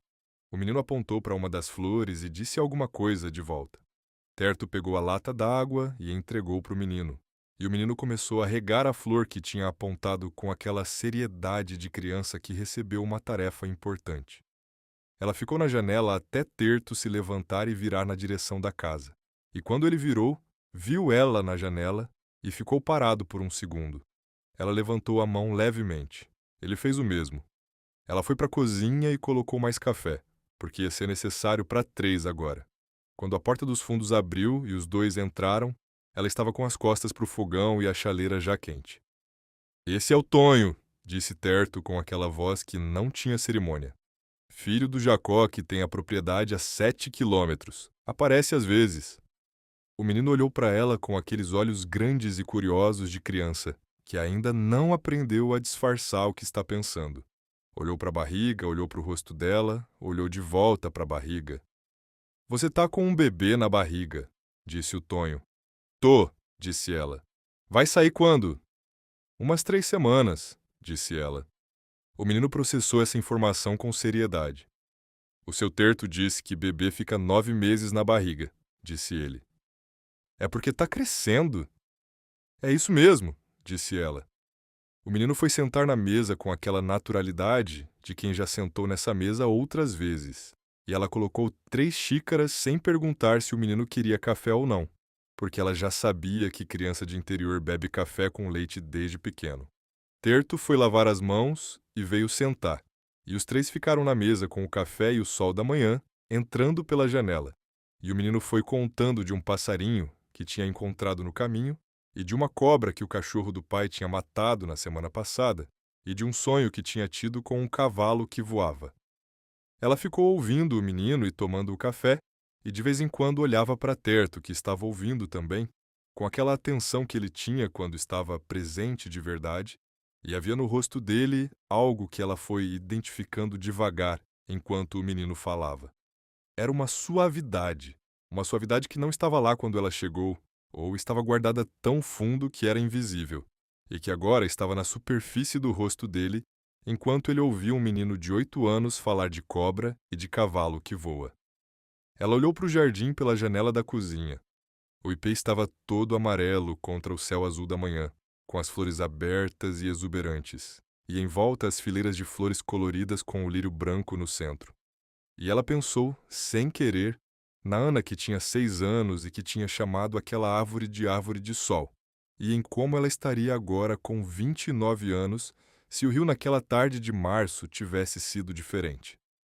E então pensou em Bento, que ia chegar em 3 semanas, e em como ia ser mostrar para ele aquele jardim, e em como ia ser ensinar o nome de cada flor da forma que menino de 8 anos aprende quando alguém tem paciência de agachar do lado e apontar e dizer o nome com calma. Ela colocou a mão na barriga por baixo da mesa, onde ninguém via. E ficou tomando o café com o menino falando e o sol entrando e o jardim florido lá fora. E aquele homem quieto do outro lado da mesa que estava, ela podia ver, exatamente onde precisava estar. O bebê nasceu numa quinta-feira de manhã, com o sol ainda baixo e o jardim cheio de orvalho. Começou na madrugada anterior, às 2 e pouco, com aquela dor que dessa vez não deixou dúvida. Ela ficou deitada por uns 20 minutos contando os intervalos. 5 minutos, 4 e meio, 5, 4. E quando chegou em 3 e meio, ela levantou, pegou a sacola que estava pronta no canto do quarto fazia 2 semanas e foi bater na porta de Terto.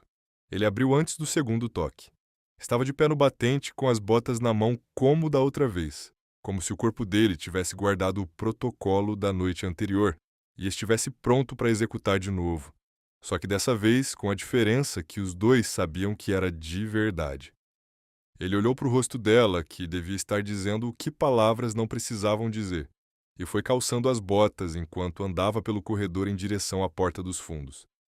No caminhão ela ficou de lado no banco com a mão na barriga, e ele foi pela estrada de terra com aquela atenção concentrada de sempre, mas mais rápido do que da outra vez, com aquela velocidade que não era desespero, mas era urgência clara. Faísca tinha ficado na varanda olhando para o caminhão partir com aquela expressão de cachorro que entende mais do que deveria. No hospital, a enfermeira que os atendeu era diferente da outra noite. Uma mulher jovem com o cabelo preso e os olhos que avaliavam com rapidez.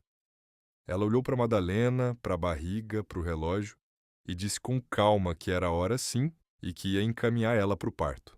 Madalena virou para Terto, que estava parado atrás dela com a sacola dela na mão. Pode ir, disse ela. Não precisa ficar. Ele não respondeu. Foi sentar na cadeira da sala de espera com a sacola no colo. Ela foi.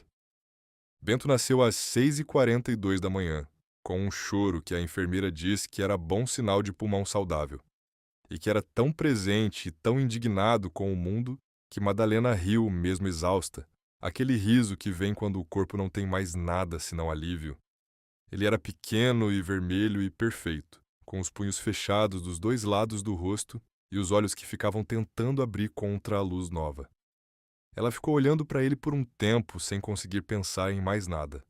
Era um pensamento em branco do tipo que não é vazio, é cheio demais para ter forma. A enfermeira perguntou se tinha alguém na sala de espera e ela disse que tinha. A enfermeira foi avisar.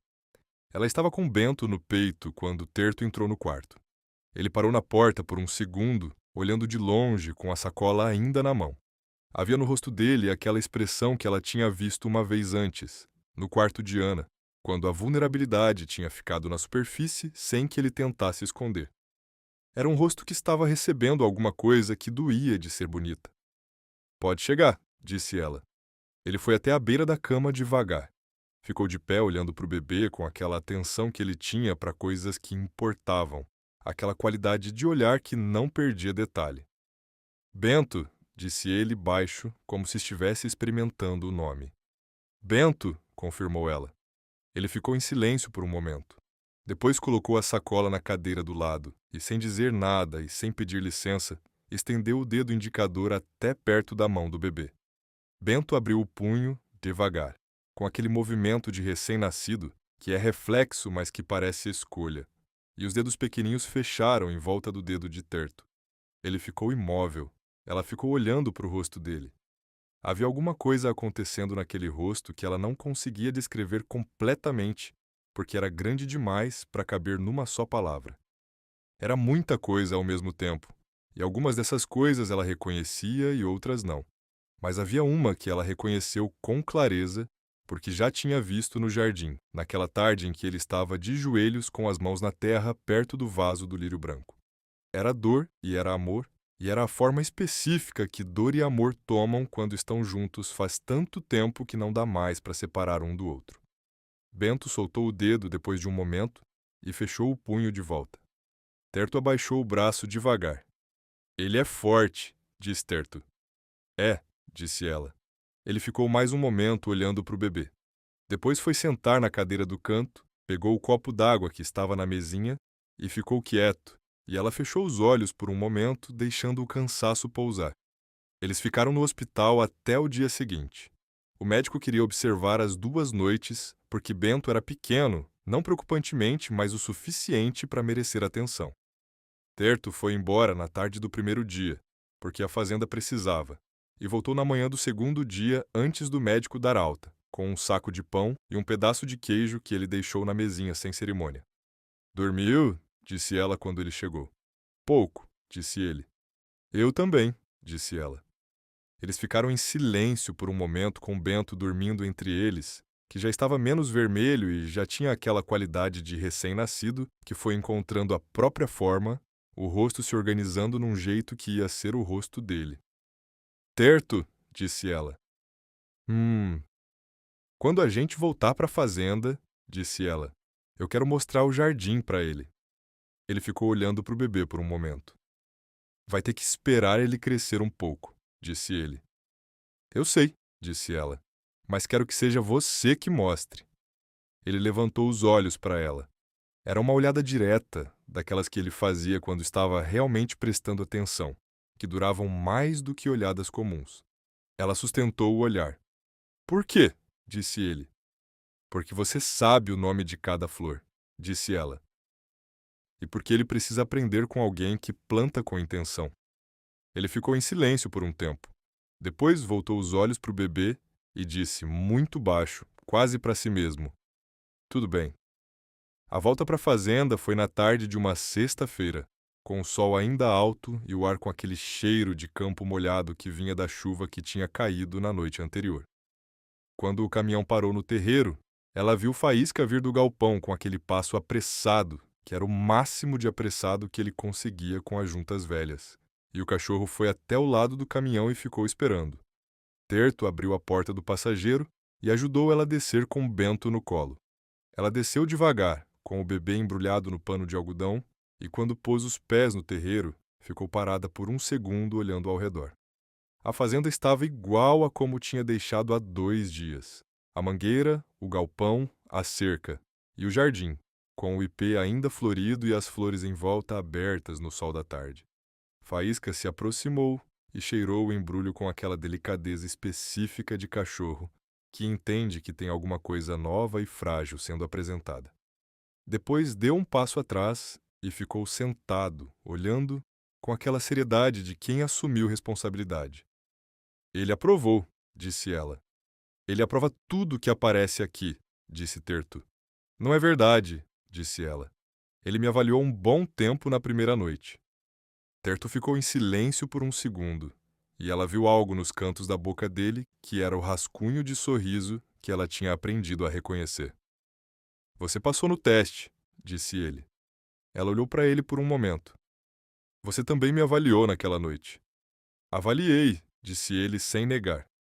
E, disse ela. Ele ficou olhando para ela por um momento, com Bento entre eles e o jardim ao fundo, e o sol da tarde batendo de lado em tudo. Você ainda está aqui, disse ele. Era a resposta mais simples e mais completa que ele poderia ter dado. E ela ficou com ela por um momento antes de ir em direção à varanda. Os dias que se seguiram foram de uma intensidade quieta que ela não tinha previsto. Bento era pequeno, mas presente de um jeito que tomava o espaço de um ser muito maior.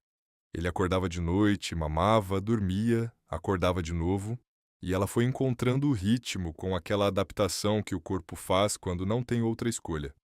A fazenda continuou sendo a fazenda, com os animais e a roça e a lenha e a limpeza, mas tudo ficou com um ritmo diferente, mais lento, mais organizado em volta das necessidades de Bento. Terto mudou de um jeito que ela foi notando aos poucos, da mesma forma que tinha notado as outras mudanças, pela soma de coisas pequenas.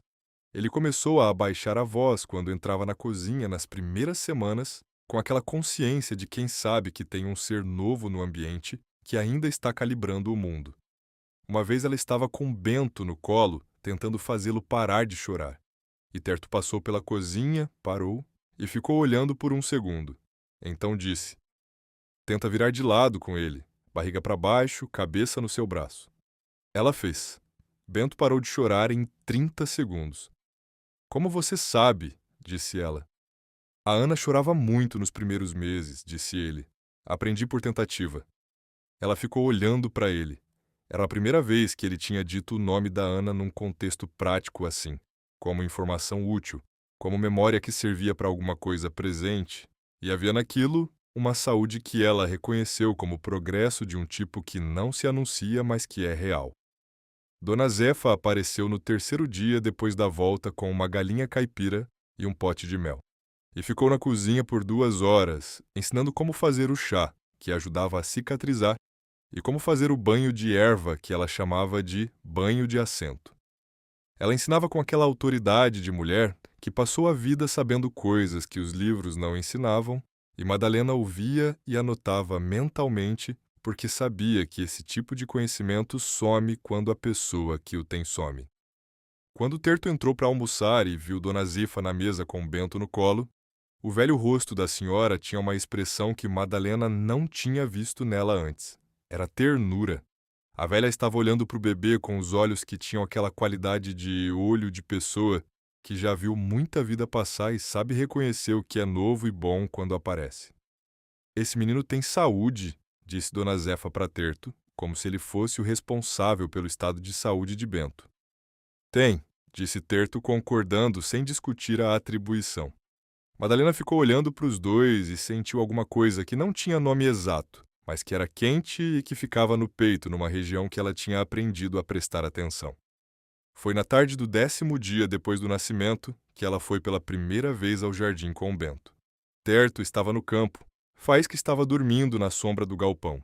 Ela pegou o Bento embrulhado no pano de algodão, saiu pela porta dos fundos e foi andando devagar pelo terreiro em direção ao ipê. O sol estava quente, mas havia uma brisa que tornava o calor suportável.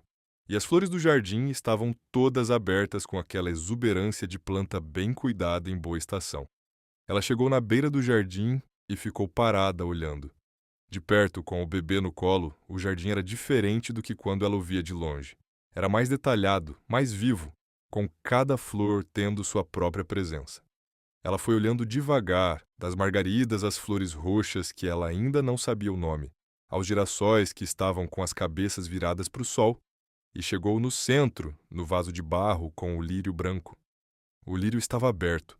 Era a primeira vez que ela via ele aberto. Nas semanas que estava ali, ele tinha estado sempre em botão ou fechado, e ela ficou olhando para a flor branca no vaso de barro com a fita desbotada na base. Ela se abaixou com cuidado, com Bento seguro no braço, e ficou de cócoras na beira do vaso. Virou o bebê levemente na direção da flor, não porque ele fosse ver, ele ainda não focava direito em nada, mas porque havia algo que ela queria fazer. Um gesto que era mais para ela e para Ana do que para Bento, que não sabia de nada ainda. Essa é a flor que você pediu, disse ela baixinho para a flor ou para quem quer que estivesse ouvindo. Ele plantou, você viu. O vento passou suave pelo jardim e balançou as margaridas e as flores roxas e o lírio branco no vaso. E as flores amarelas do ipê em cima soltaram uma ou duas pétalas que caíram devagar no jardim embaixo, como chuva de cor. Ela ficou ali por um tempo antes de se levantar. Quando o Terto voltou do campo no fim da tarde e foi lavar as mãos antes do jantar, ela estava na cozinha com Bento dormindo no improviso de berço que tinham feito com uma gaveta forrada. Ele lavou as mãos, foi até a gaveta e ficou olhando para o bebê dormindo com aquela atenção que ele tinha. Fui até o jardim com ele hoje, disse ela sem virar do fogão. Ele ficou em silêncio por um momento. E... O lírio abriu, disse ela. Mais silêncio. Ela virou para olhar para ele. Ele estava com os olhos na gaveta onde Bento dormia, mas havia alguma coisa no rosto dele que estava processando o que ela tinha dito. Aquela coisa que ele fazia quando uma informação tocava em algum lugar fundo. Faz anos que ele não abre, disse ele. Eu sei, disse ela. Dona Zefa me falou que ele não abria mais. Ele ficou em silêncio. Depois foi sentar na mesa e ficou olhando para o tampo de madeira com aquela expressão que ela já sabia que precisava de espaço e não de pergunta. Ela voltou para o fogão e deixou o silêncio ser o que precisava ser. Depois de um tempo, ele disse, sem que ela tivesse perguntado nada, com aquela voz de quando as palavras vêm do fundo e saem devagar.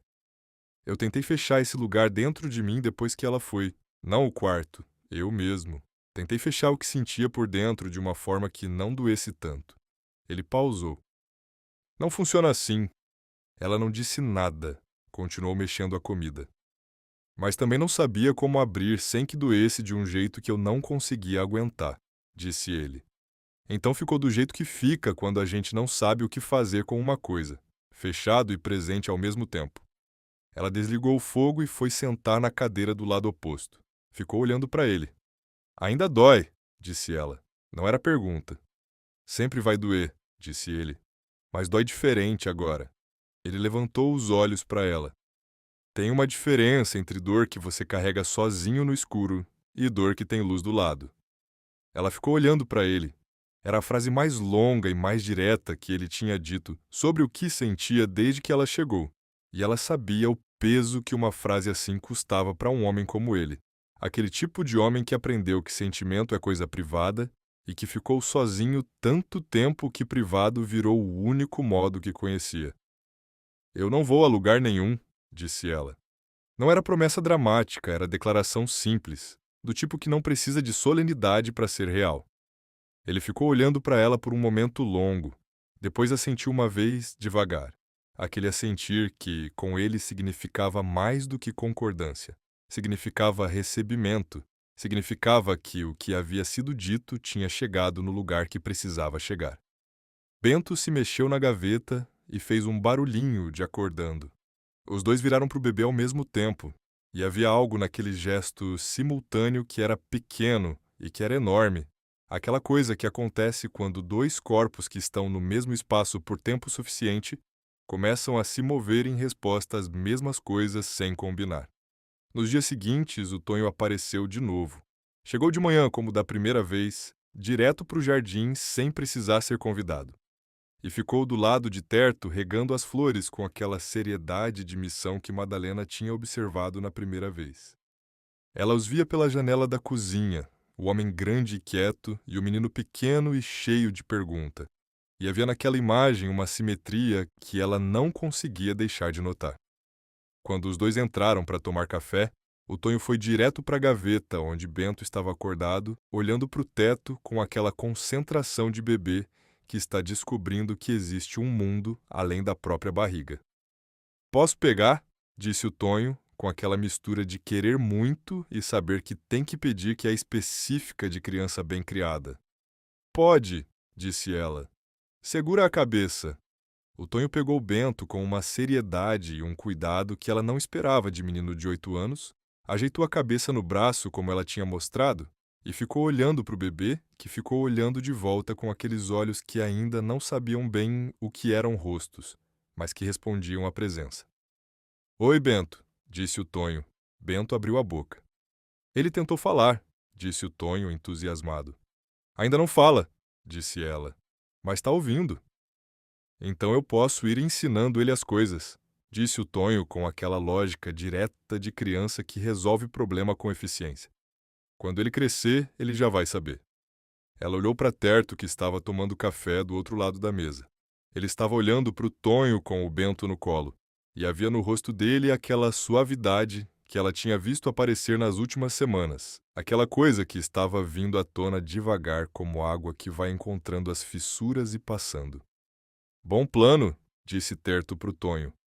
O menino ficou satisfeito com a aprovação e voltou a atenção para o bebê, e começou a ensinar em voz baixa e séria o nome das coisas da cozinha, apontando para cada objeto com o dedo livre. Fogão, janela, lamparina, xícara. Madalena foi buscar mais pão sem que ninguém pedisse, e quando voltou para a mesa e sentou e olhou ao redor, viu a cozinha com aquela luz da manhã entrando pela janela, o menino falando baixo para o bebê, o cachorro debaixo da mesa, o homem grande e quieto tomando café com os olhos naquele canto da cozinha, que não era nenhum objeto específico, mas que tinha aquela qualidade de lugar onde o pensamento vai quando a gente está, pela primeira vez em muito tempo, onde precisa estar. Ela ficou olhando para tudo isso por um momento. Depois tomou o café. Na noite do 35º dia, depois da chegada de Bento, ela foi até a varanda depois do jantar pela primeira vez desde que o bebê tinha nascido. Terto já estava lá na cadeira de palha como de costume. Ela puxou a outra cadeira que ficava encostada na parede e foi sentar do lado. Ficaram em silêncio por um tempo olhando para o terreiro e para o jardim que estava escuro, a não ser pela luz da lua que batia nas flores brancas e nas flores claras, e deixava as outras na sombra. O ipê estava quieto, com a copa escura contra o céu estrelado. Você vai continuar, disse ela depois de um tempo. Continuar o quê? Disse ele. O jardim, disse ela. Você vai continuar para sempre. Ele ficou em silêncio por um momento. Sim. Eu quero ajudar, disse ela. Simples, direta. Ele virou o rosto levemente na direção dela, mas não completamente. Aquele ângulo de quando ele estava processando. Ficou em silêncio por um tempo. O jardim é dela, disse ele. Eu sei, disse ela. Mas cuidar de coisa que importa para alguém também é uma forma de estar do lado desse alguém. Ele ficou olhando para o jardim por um longo momento. Depois disse, muito baixo. Tem uma flor que ela queria que eu plantasse e que eu nunca plantei. Orquídea. Ela tinha visto num livro da escola. Por que você não plantou? Não sabia cuidar, disse ele. Orquídea é difícil. Eu tenho jeito com flor de campo, com coisa resistente. Orquídea é outra categoria. Ela ficou em silêncio por um momento. Dona Zefa sabe de orquídea, disse ela. Ela tem no quintal dela. Ele ficou em silêncio. A gente podia perguntar, disse ela. Ele ficou olhando para o jardim por um tempo que ela deixou ser longo. Depois disse, a gente podia. E havia naquele a gente uma coisa pequena e enorme ao mesmo tempo. Daquelas coisas que cabem em 2 palavras e que levam muito tempo para se tornarem possíveis, e que quando se tornam não anunciam, só aparecem numa varanda de fazenda, numa noite de lua com um jardim escuro na frente, e um bebê dormindo dentro, e um cachorro velho respirando no canto. E 2 adultos que chegaram de lugares muito diferentes, ao mesmo ponto de uma história que nenhum dos 2 tinha planejado, mas que estava, visivelmente, exatamente onde precisava estar.